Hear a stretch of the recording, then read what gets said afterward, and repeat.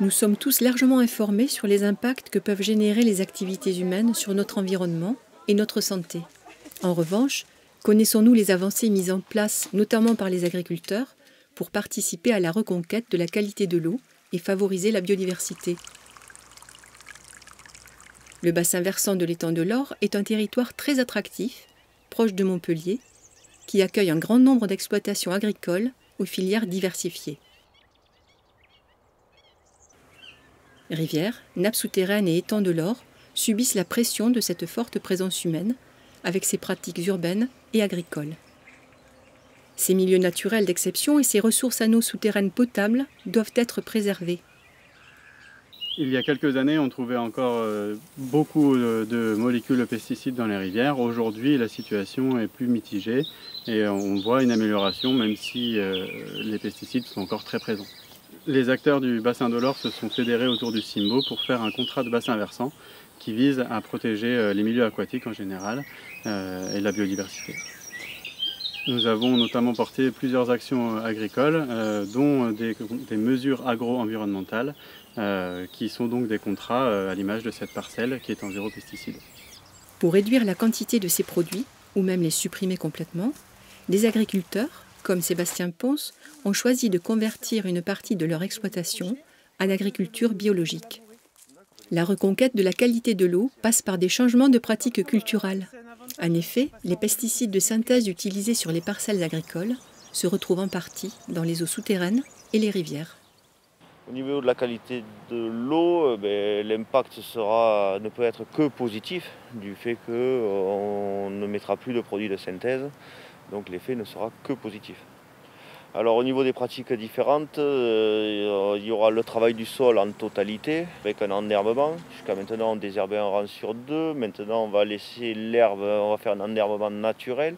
En termes de travail, ce sont des contraintes supplémentaires, oui bien sûr. On s'engage par rapport à la qualité de l'eau, à l'environnement, à la biodiversité et aussi une raison qu'il ne faut pas dénigrer, c'est la raison commerciale. On est sûr de vendre notre produit et on veut continuer d'en vivre pendant longtemps. Limiter ou supprimer les apports de produits de synthèse dans les plantations demande aussi des outils et techniques appropriés. Ici, c'est un intercept qui enlève l'herbe dans les rangs, évitant l'usage de désherbants. Dans d'autres cas, c'est une faucheuse qui va araser les herbes. Pour lutter contre certains papillons ravageurs de récolte sans insecticides, des capsules de confusion sexuelle sont disposées dans les vignes et vergers. On traite beaucoup, mais ça nous a permis de supprimer de plus de la moitié des interventions chimiques pour le carpeau. Donc c'est quand même une réussite. Ces capsules émettent des phéromones spécifiques, molécules que les insectes utilisent pour se repérer entre eux. Les papillons mâles, trompés par ces phéromones, ne trouvent pas les femelles. L'accouplement n'aura pas lieu. Les récoltes seront ainsi protégées des larves qui, d'ordinaire, se nourrissent des fruits. Les activités agricoles offrent des ressources alimentaires à de nombreux insectes et champignons qui peuvent menacer les récoltes.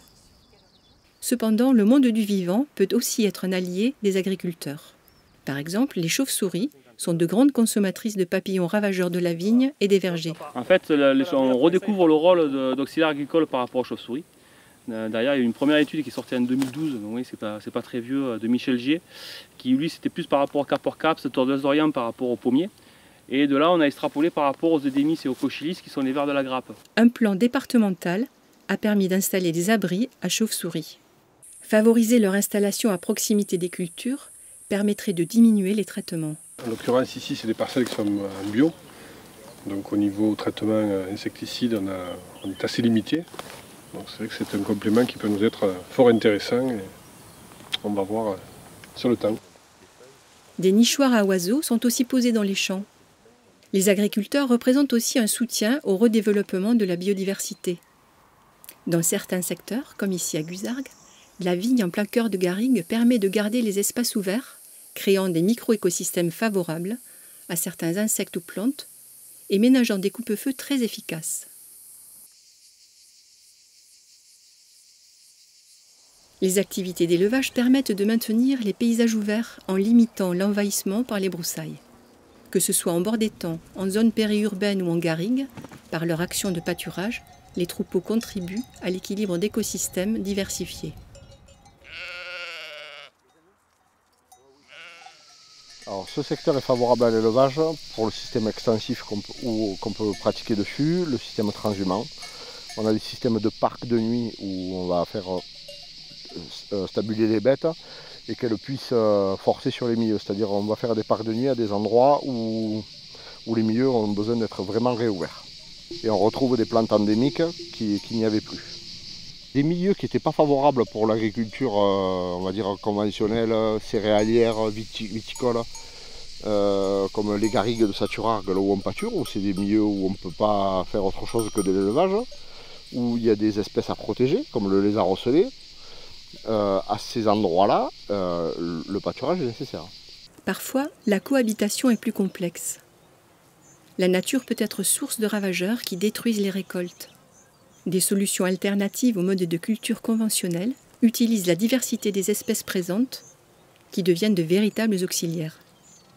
Des haies plantées à proximité des parcelles agricoles et parfois des fleurs semées dans les champs offrent refuge, lieu de nidification et réservoir de nourriture à de nombreuses espèces animales. L'objectif est de favoriser l'installation d'oiseaux ou même d'insectes qui seront consommateurs de certains ravageurs des cultures. Souvent sur une parcelle à peu près rectangulaire, on essaye de faire des croix pour vraiment faire des genres de couloirs à l'intérieur. Donc on a tiré tout ce qui est pollinisateur pour faire la nourrisson du melon, pour avoir les bébés melons. Et tout ce qui est auxiliaire, donc tous les insectes qui vont pouvoir manger les ravageurs de la culture du melon. Alors là on a des bleuets, des fenouilles, des zinnias qui sont passés, on a des genres de géranium plus bas. Là on a la nigelle de Damas. Et là on voit toutes des coccinelles. Et là l'idée c'est que les insectes viennent directement manger les pucerons ou les parasites. Là par exemple on a les pubs de coccinelles. Donc la coccinelle qu'on connaît qui vole pond des œufs. De ces œufs naissent une larve qui va manger les pucerons. Quand elle est assez grosse, elle se transforme en pupe comme ça. Et ensuite, elle sort une coccinelle. Pour trouver des solutions alliant performance et environnement, des agriculteurs se rassemblent. Leur but ? Améliorer la durabilité de leur exploitation. Ils pourront ainsi tester de nouveaux outils, expérimenter, échanger sur des techniques appropriées. Ici, des agriculteurs observent de façon ludique la vigueur des écosystèmes du sol. Enfoui dans différentes parcelles pendant plusieurs mois, le coton a été dégradé par les micro-organismes, parfois de façon très nette. Information importante, car une terre vivante réussit à détruire naturellement une partie des pollutions. Là, ce sont des rencontres techniques mensuelles qui facilitent les échanges sur les pratiques, les problèmes rencontrés. On se concerte pour savoir ce qu'on mettrait personnellement, puis après chacun fait son choix, ce qu'on a fait sur la parcelle pour limiter certains dégâts. Ces actions collectives sur le territoire permettent de démultiplier les effets positifs sur l'environnement. Pour exemple, les stations météo installées dans les vergers sont de véritables outils d'aide à la décision pour une agriculture de précision. Le résultat ? Arroser, fertiliser et traiter moins et au moment le plus opportun. La station météo, c'est un réseau qui a été mis en place, un réseau SAM. Et donc à travers ce réseau SAM, ça permet de faire des recoupements d'informations qui amènent plus de pertinence dans les traitements de tablures. C'est un outil collaboratif, donc il y a un intérêt individuel parce qu'on a quand même de la donnée très précise au niveau individuel.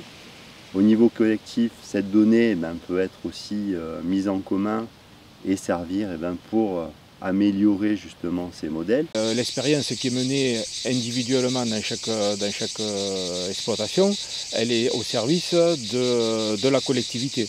De plus en plus d'initiatives agro-environnementales voient le jour sur notre territoire. Encourageons et soutenons ces agriculteurs qui s'engagent vers une agriculture durable, parfois plus contraignante, mais toujours bénéfique pour les milieux aquatiques et pour l'eau que nous buvons.